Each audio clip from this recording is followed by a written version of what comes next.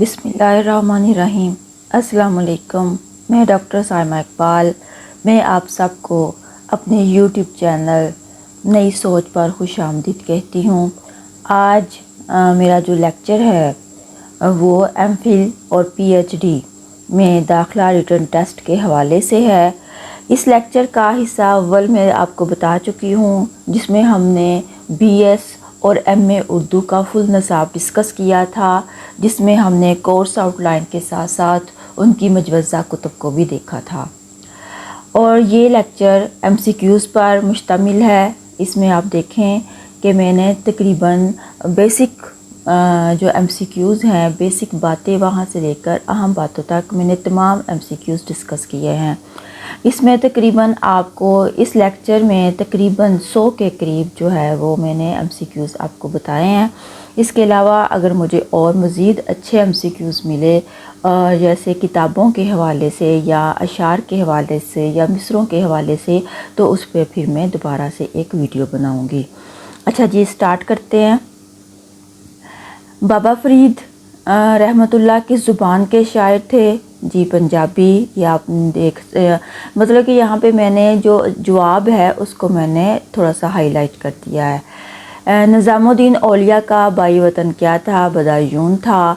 Number 3, अमीर खुसरो ने किस ज़ुबान से एक मंजूम निसाब भी लिखा था? खालिक बारी। लखदास किस शायर का तखल्लुस है? अब्दुल कुद्दूस गंगोही।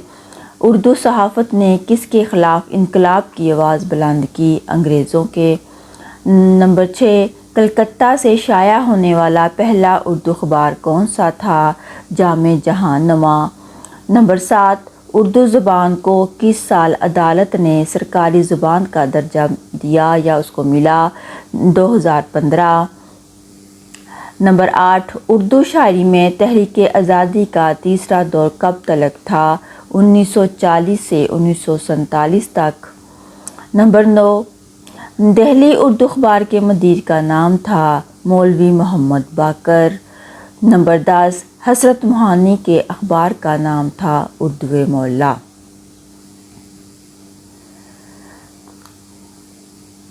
तहज़ीब के अनासर तरकीबी में असल बुनियाद क्या है? मज़हब। नंबर 2, मज़हब और अक़ीदे को अमली तौर पर पेश करने का नाम क्या है? तहज़ीब। मज़हब के बाद किसी तहज़ीब की तश्कील में बुनियादी हैसियत रखता है? समाजी इक़दार। मुस्लिम तहज़ीब की तश्कील में अहम मुकाम हासिल है सूफ़िया इकराम को। नंबर 5, लाहौर में तबलीग इस्लाम के ज़िमन में सबसे पहले कौन आया? शेख इस्माइल रहमतुल्लाह। नंबर 6, बाबा फरीद गंज शक्कर के आबाउजदाद कहाँ के रहने वाले थे? अफ़गानिस्तान के। नंबर 7, हिंदुस्तान में आर्या कबाइल की आमद का सिलसिला कब तलक जारी रहा? इसमें जी 1500 कबल मसीह तक जारी रहा। ये तकरीबन 2500 कबल मसीह से 1500 कबल मसीह तक ये तकरीबन ये हिंदुस्तान में आते रहे। नंबर 8, वादी सिंध के लोग कैसे थे? अब यहाँ पे इनका तकाबुल किया गया है आर्या कबाइल से। तो आर्या के जो लोग थे वो मेहनती, बहादुर और जोशीले थे। तो वादी सिंध के जो लोग थे वो आराम तलब थे। नंबर 9, पाकिस्तान में इंसानी आबादी के आसार कितने बरस पर मुहित है? नंबर 3 पे आएगा 4 लाख बरस। नंबर 10, मोहनजोदड़ो किस दरिया के किनारे वाक़या है? दरियाए सिंध। इंसान किस दौर में छोटी छोटी बस्तियां बनाकर रहने लगा था? कांसे के दौर में। मगरबी तहज़ीब के फैलाव की वजह क्या थी? अखबार। मतलब कि जितने भी ज़राए थे। आगे चलते हैं। हैदर अली आतिश का ताल्लुक़ किस दबस्तान से है? लखनवी दबस्तान से। ज़िंदगी बार सिपाहियाना उज़ा किस शायर ने इख्तियार की? आतिश ने। किस शायर को बहादुर शाह ज़फ़र की उस्तादी का शर्फ हासिल है? गालिब को। नंबर 4, मिर्ज़ा गालिब कहाँ पैदा हुए? आगरा में। मीर तकी मीर की ख़ुदनविश्त सवाने का नाम क्या था? ज़िक्र मीर। मुसफ़ी के उर्दू के दीवान हैं 8। किस शायर के शागिर्दों की तादाद सबसे ज़्यादा है? मुसफ़ी। मीर तकी मीर की शायरी का नुमायाँ उन्सर क्या है? درد و غم یعنی ان کو قنوتی شاعر کہا جاتا ہے۔ غزل کا پہلا شعر کیا کہلاتا ہے؟ مطلع۔ بحر کا استعمال عام طور پر کس سے منسوب کیا جاتا ہے؟ اہل عرب سے۔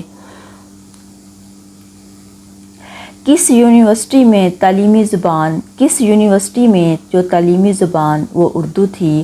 وہ جی عثمانیہ یونیورسٹی میں۔ دہلی ورنیکولر ٹرانسلیشن سوسائٹی کا قیام کب عمل میں آیا؟ 1842۔ مغربی علوم سے طلباء کو واقفیت کس ادارے کے تراجم سے ہوئی؟ تو دہلی ورنیکولر سوسائٹی سے ہوئی۔ عثمانیہ یونیورسٹی کا افتتاح کب ہوا؟ 1919 میں ہوا۔ اردو میں انگریزی کی علمی کتابوں کے تراجم کس ادارے نے کیے؟ سائنٹیفک سوسائٹی نے۔ غازی پور میں کون سا ادارہ قائم ہوا؟ Scientific society. اردو میں ترجمہ کا لفظ کس زبان سے آیا؟ عربی سے، مطلب کہ اردو میں عربی سے آیا ہے۔ ترجمہ کا لغوی معنی ہے پار لے جانا۔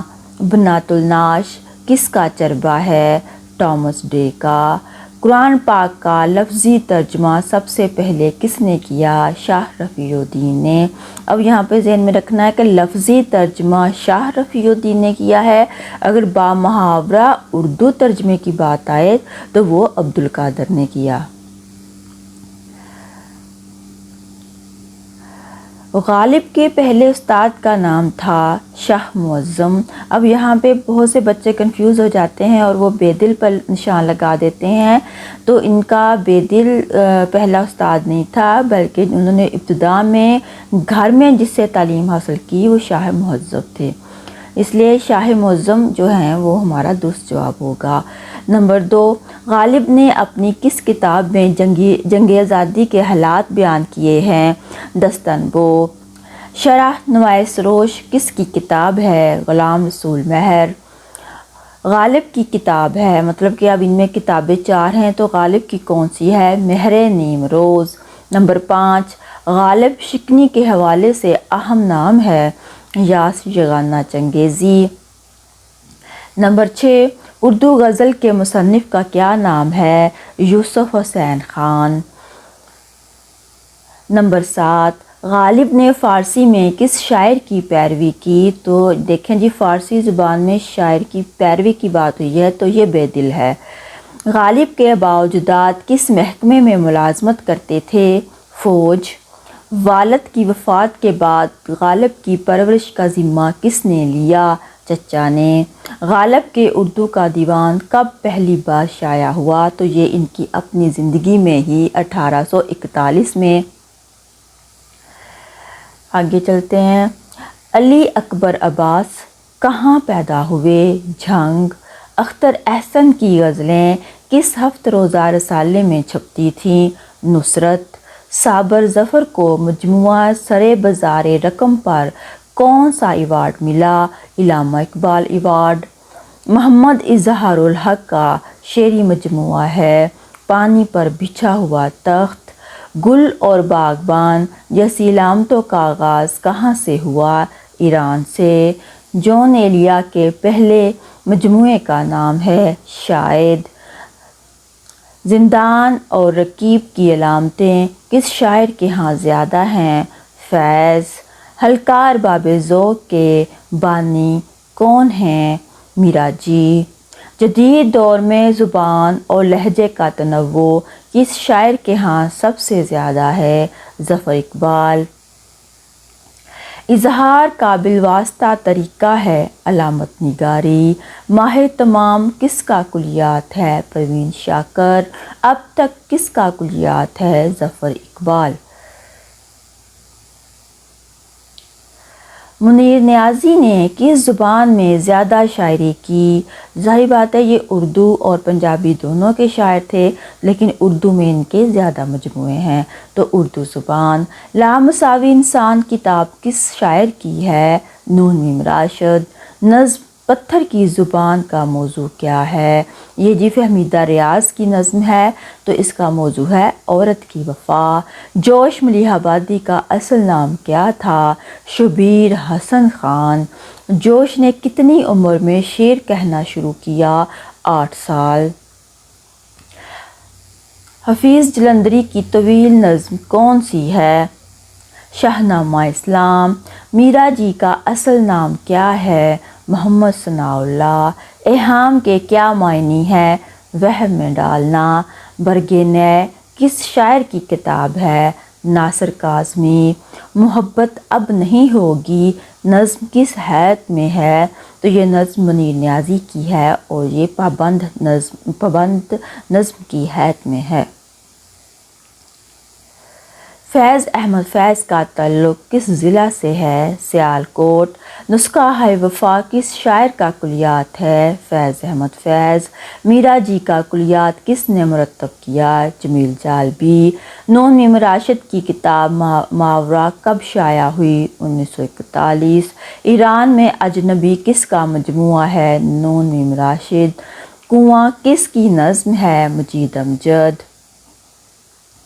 مجید امجد کا کلیات پہلی بار کس نے مرتب کیا؟ تاج سعید۔ ترکیب پسند تحریک سے کون سے شاعر وابستہ تھے؟ تو یہاں پہ 3-4 شاعر ہوں گے تو آپ نے ان میں سے فیض احمد فیض کہہ دینا ہے۔ فیض کے آخری مجموعے کا عنوان کیا ہے؟ غبار ایام۔ راولپنڈی سازش کیس میں کون سے شاعر گرفتار ہوئے؟ فیض احمد فیض۔ سلیبیں میرے دریچے میں کیا ہے؟ یہ فیض کا خطوط کا مجموعہ ہے۔ فیض احمد فیض کو لیلن نام کب ملا؟ 1962 میں۔ کون سے شاعر انگریزی اخبار کے صحافی بھی رہے ہیں؟ فیض احمد فیض۔ فیض کے کل شعری مجموعوں کی تعداد کیا ہے؟ 8۔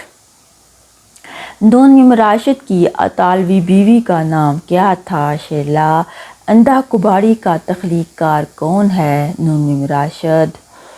فیض احمد فیض کا سن پیدائش کیا ہے؟ 1911۔ میرا جی کب پیدا ہوئے؟ 1912۔ نون میم راشد کا سن پیدائش کیا ہے؟ 1910۔ میرا جی کا انتقال کب ہوا؟ 1949۔ اس نظم میں کس شاعر کی کتاب ہے؟ میرا جی۔ حسن کوزاگر کے تخلیق کار کون ہیں؟ نون میم راشد۔ حسن کوزاگر کے کتنے حصے ہیں؟ 4۔